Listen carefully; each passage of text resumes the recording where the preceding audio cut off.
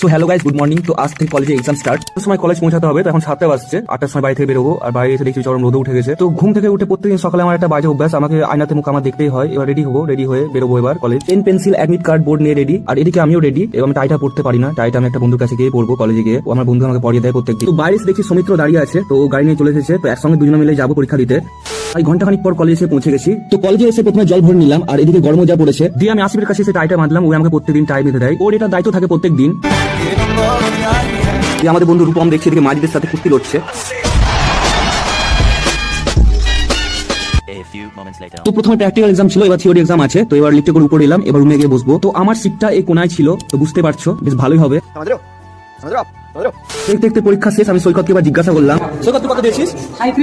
দিয়ে শেষে সবিক আমার চ্যানেলটাকে প্রমোশন করে দিল।